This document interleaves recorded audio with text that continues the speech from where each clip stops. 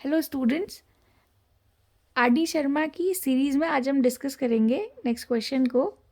Question आपको बोलता है if x y a b are positive real numbers then prove that x to the power a upon x to the power B whole to the power C into x to the power b upon x to the power c whole to the power a into x to the power c upon x to the power A whole to the power b is equal to 1।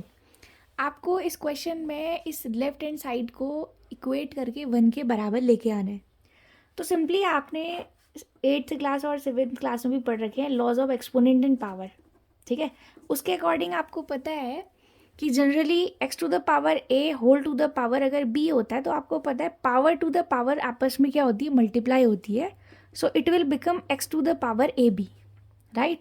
और दूसरा exponent and power की series में अगर हम और बातें करें तो आपको पता है x to the power a into x to the power b is equal to, आपको पता है सेम बेस होते हैं।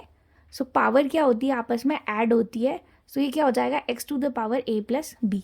Similarly x to the power a divided by x to the power b अगर होता है तो आपको पता है इसको हम लिख सकते हैं x to the power a divided by x to the power b. आपको पता है पावर्स को, आपका बेस सेम है, पावर्स को आप क्या कर सकते हो, न्यूमरेटर डिनोमिनेटर में शिफ्ट कर सकते हैं। तो ये x to the power b अगर न्यूमरेटर में शिफ्ट होगा क्योंकि ये पॉजिटिव पावर है या पॉजिटिव एक्सपोनेंट है, तो जब आप इसको न्यूमरेटर में शिफ्ट करेंगे तो ये क्या हो जाएगा, x to the power a into क्या हो जाएगा, x to the power minus b. क्योंकि ये पॉजिटिव एक्सपोनेंट था तो जब आपने इसको न्यूमरेटर में शिफ्ट किया तो ये क्या आ गया, X to the power minus B आ गया। अब आपको पता है bases are equal, then powers add होंगी आपकी तो ए, और ये क्योंकि बी नेगेटिव है तो माइनस का क्या आ जाएगा, बी, ठीक है। ये आपके बेसिक कॉन्सेप्ट थे जो मैंने यहाँ पर डिस्कस किए।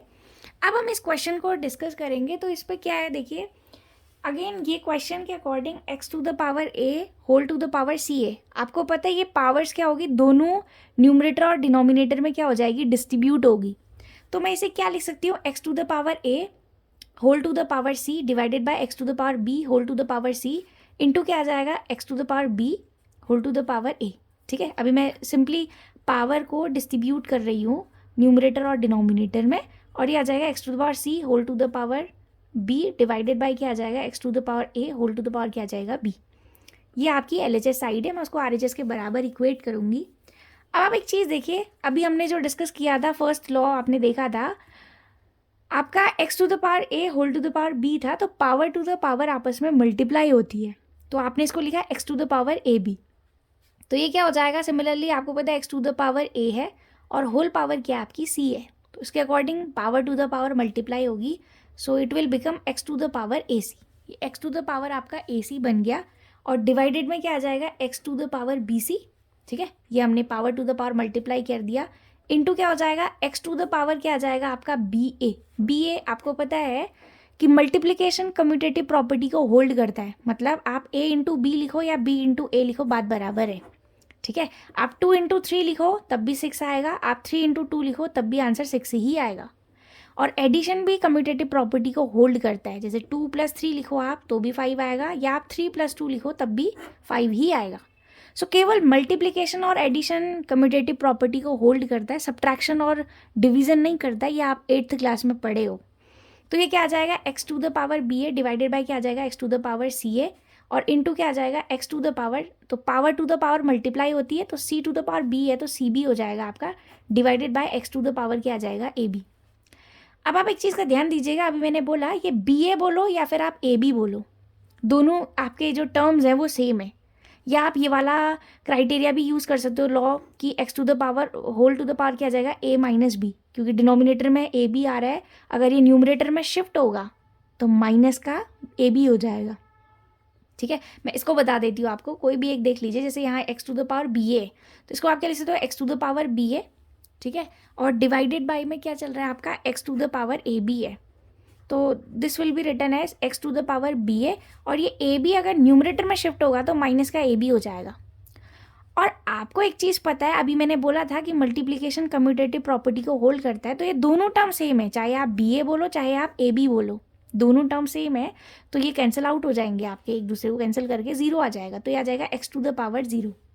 और आपको पता है कि किसी भी एक्सपोनेंट की अगर पावर 0 होती है तो उसका वैल्यू कितना होता है आपका, 1 होता है, ठीक है। आप चाहो ऐसे लिख सकते हो, वरना आप डायरेक्ट देखो X to the power B A से X to the power B है, कैंसिल आउट हो गया। और ये x to the power C B है, इस X to the power C B से X to the power B C ऐसे भी कर सकते हो आप, वरना आपको पता है टर्म सेम है तो कैंसिल आउट हो जाएंगे, वन ज़ा टाइम कैंसिल होंगे। जीरो मत लिखिएगा क्योंकि ये something to the power zero है हैविंग वैल्यू वन। एक्सपोनेंट की पावर अगर जीरो रहती है तो वैल्यू वन आती है, और ये क्या है एक्स टू द पावर सी है से X to the power A सी क्या हो जाएगा, कैंसिल आउट। तो देखिए क्या आ जाएगा, one upon one, one upon one, one upon one, मतलब वन इंटू वन कितना होता है आपका, वन। तो ये किसके बराबर आ गया आपका, आर एच एस साइड के इक्वल आ गया। ठीक है, आई होप आपको एक क्वेश्चन समझ में आया होगा। ये इंपॉर्टेंट क्वेश्चन है, ध्यान दीजिएगा, आर डी शर्मा की सीरीज को ही हम डिस्कस कर रहे हैं।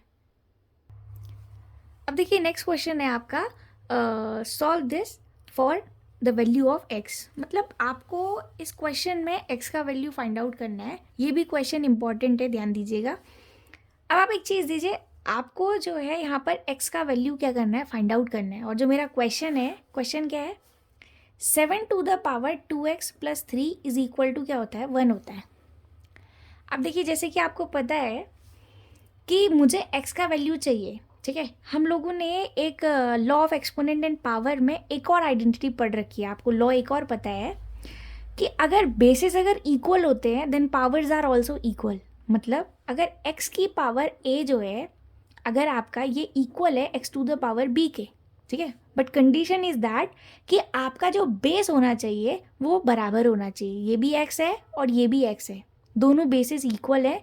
अब देखिए इस x की पावर a है और इस x की पावर b है, तो यहाँ से अगर देखा जाए तो आपका क्या हो जाएगा, this implies a is equal to क्या होगा आपका b। मतलब a भी जो है वो आपके किसके बराबर होगा, b के इक्वल होगा, राइट। अब आप एक चीज़ देखिएगा, यहाँ पे क्या आ रहा है, 7 to the power 2x plus 3 is equal to क्या है, 1 है। अब देखिए यहाँ तो राइट साइड में आपका जो बेस है वो 1 है, मतलब ये पावर के टर्म में नहीं लिखा हुआ है, बट लेफ्ट साइड में जो आपको नंबर दिया गया है वो आपका 7 to the power 2x plus 3 है, जो कि जिसका बेस जो है वो 7 है। एक काम करते हैं, अभी हम लोगों ने डिस्कस किया हुआ था कि किसी भी एक्सपोनेंट की अगर पावर 0 होती है तो उसकी वैल्यू कितनी होती है, 1 होती है। तो इसी तरीके से अगर ये 1 है, इस 1 को मैं क्या लिख सकती हूँ, इसको मैं लिखती हूँ 7 टू द पावर 0, ताकि इसमें मैं ये वाला लॉ जो है यूज़ कर सकूँ। ठीक है, तो मैंने इसको लिख दिया 7 टू द पावर 0, और लेफ्ट साइड क्या था, 7 to the power 2x plus क्या था, 3 था। अब आप देखिएगा इन दोनों साइड को, अगर लेफ्ट हैंड और राइट हैंड साइड को अगर आप चेकआउट करते हो तो देखो आपके जो बेस है वो यहाँ भी 7 है और यहाँ भी बेस क्या है आपका 7 है, इक्वल बेस है।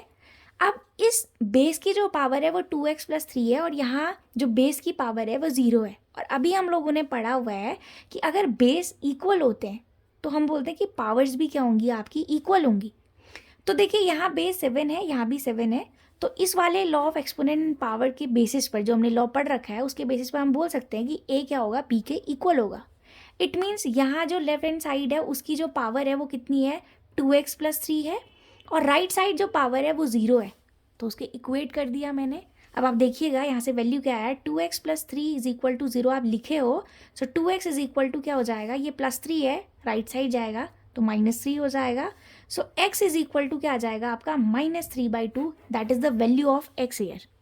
ठीक है, अब मैं आपको इसको वेरीफाई करके भी बताऊंगी कि ये हमने जो आंसर निकाला ये सही है या गलत है। अब आप देखिएगा जो इनिशियली आपको क्वेश्चन गिवन था वो था 7 to the power 2x plus 3, ठीक है, आपको इसको 1 के बराबर लेके आना है। तो आप देखिए जो आप x की वैल्यू निकाले हो आप उसको पुट कीजिए, तो 7 टू द पावर 2 इंटू क्या हो जाएगा x का जो वैल्यू है मेरा वो कितना है, 3/2 है, और प्लस क्या है आपका 3 है। आपको पता है ये 2 डिवाइड वाला ये मल्टीप्लाई से कैंसिल आउट हो जाएगा, 2 × 2, तो ये क्या आ जाएगा 7 टू द पावर -3, और यहाँ क्या है आपका +3 है, ये प्लस का 3 है माइनस का 3 है, कैंसिल हो जाएगा, तो आपका क्या आ जाएगा 7 टू द पावर 0। और हमको पता है इस वाले लॉ से कि आपका अगर कोई भी बेस की अगर पावर 0 होती है तो उसकी वैल्यू कितनी होती है, 1, तो इसका आंसर कितना आ जाएगा आपका 1। This is equal to RHS here. ठीक है, तो मैंने वेरीफाई भी कर दिया है। ये भी एग्जाम पॉइंट ऑफ व्यू से इम्पॉर्टेंट क्वेश्चन है, ये भी आप देखिएगा। देखिए नेक्स्ट क्वेश्चन क्या है आपका, इस पर भी सिमिलर आपको x का वैल्यू फाइंड आउट करना है, इस पर ज़रा ध्यान दीजिएगा। अगर आप चेक करते हैं तो देखिए क्वेश्चन इसी तरीके से बनाया गया होगा कि आप उसके बेस को जो है समथिंग टू द पावर लिख सकते हो। मतलब यहाँ बेस अगर देखा जाए तो 2 है और यहाँ बेस जो है वो 4 है, और आपको पता है कि जो 4 है वो 2 का क्या है, मल्टीपल है। तो मैं क्या लिख सकती हूँ, 2 to the power x plus 1 is equal to क्या लिख सकती हूँ, ये 4 है, इस 4 को मैं क्या लिख सकती हूँ, देखिए तभी तो मैं ये वाला क्राइटेरिया यूज़ करूँगी कि बेस अगर इक्वल है then powers are also equal, but यहाँ तो ऐसा नहीं है, तो मैं इस 4 को क्या लिख सकती हूँ, मैं इसको लिख सकती हूँ 2 टू द पावर 2, मैं इस 4 को लिख सकती हूँ 2 स्क्वायर, राइट।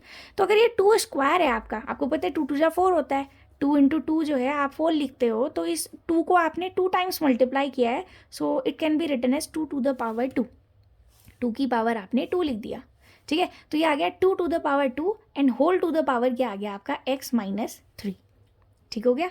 अब आपको पता है क्या आ जाएगा, 2 to the power x plus 1 is equal to, अभी देखो फिर से आपका बेस तो 2 है, इसकी पावर भी 2 है, और होल टू द पावर क्या है x माइनस 3, और अभी हमने पढ़ा था कि पावर टू द पावर आपस में मल्टीप्लाई होती है, तो इसको भी हम कर सकते हैं 2 होल टू द पावर क्या आ जाएगा, ये मल्टीप्लाई होगा आपका, तो 2 ब्रैकेट क्या आ जाएगा x माइनस 3।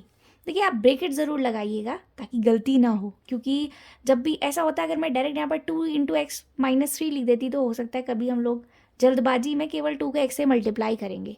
और ब्रैकेट लगाने का रीज़न ये भी है, कई बार ऐसे टर्म्स भी आ जाते हैं जो निगेटिव टर्म्स होते हैं, तो ताकि आप निगेटिव टर्म को मतलब इंट्रोड्यूस करने के लिए ब्रैकेट भी यूज़ कर सकते हैं, ठीक है। तो देखिए क्या आ जाएगा आपका 2 to the power x plus 1 is equal to, ये क्या हो जाएगा 2, और इसकी पावर क्या है, देखिए 2 को आप x से मल्टीप्लाई करोगे तो 2x आ जाएगा, और 2 को आप 3 से मल्टीप्लाई करोगे तो 3 जा कितना आ जाएगा 6, ठीक है ना।